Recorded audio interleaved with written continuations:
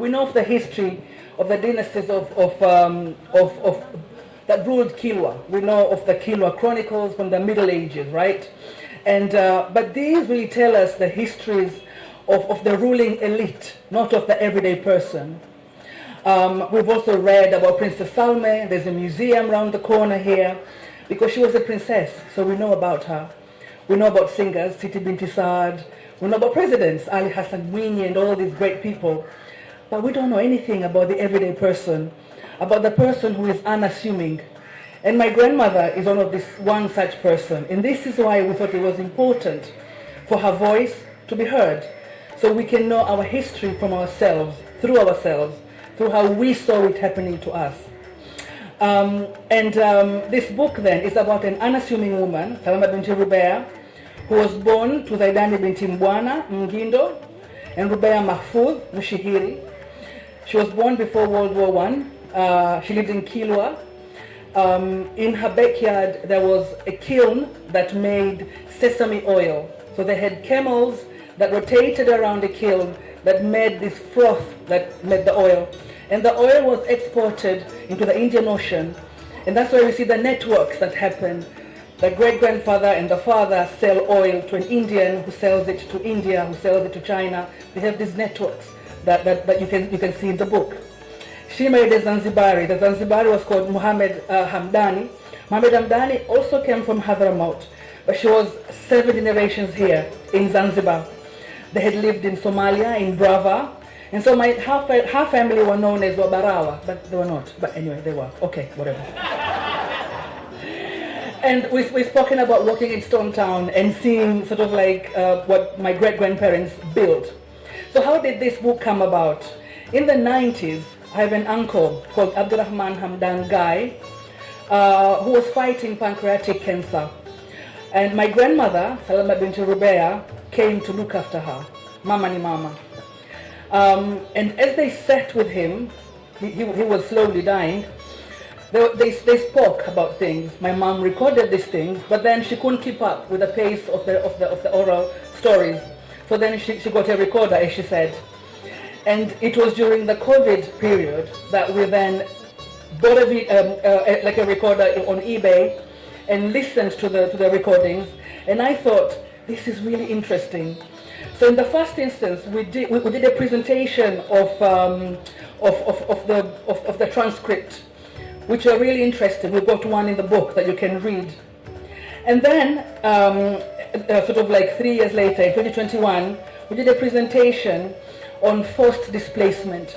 Because what happened in Kilwa is my great-grandfather and her family and his family, etc., lived along the coast. They had a beautiful house, a white house by the sea.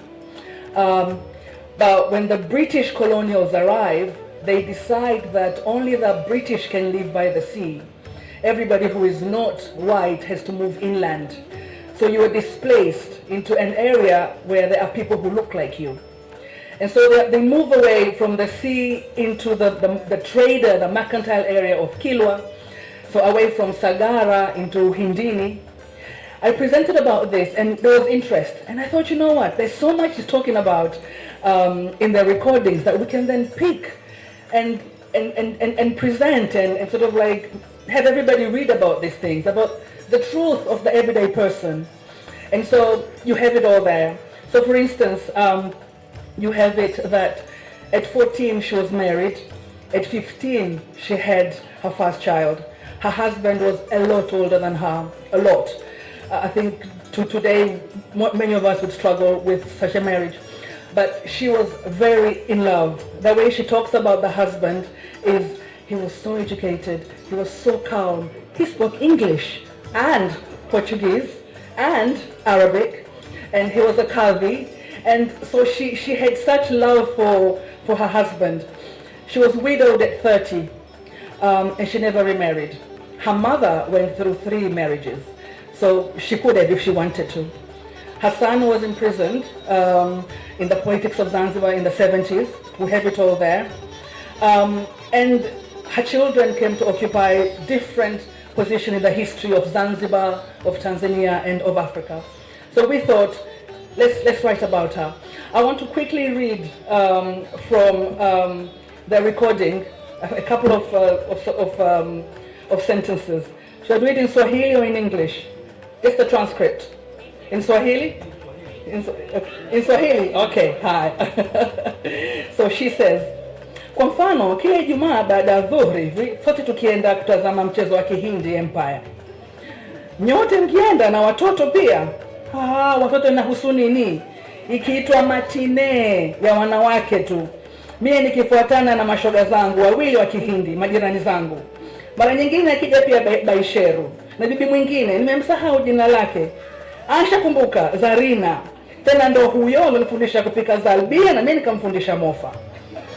Kumbe bibi ulikuwa na social life hasa. Ulivalia. She laughs, anacheka.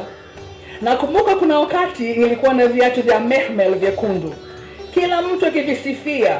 Tena nilikuwa na kanzu moja ya mahmel na suruali ya marinda, mtindo wa kimanga. Uliletewa kama zawadi. Nafikiri vilitoka Uchina au Japani, sijui. Sio ghali sana. Basi nikivalia kanzu yangu nzuri ndo ikawa haikuonekana, lakini viatu vikionekana. Kwa nini nguo hazikuonekana? Enzi zile watu wakijiheshimu ati. Nilipotoka nikivaa buibui langu. Nitaendelea kusoma.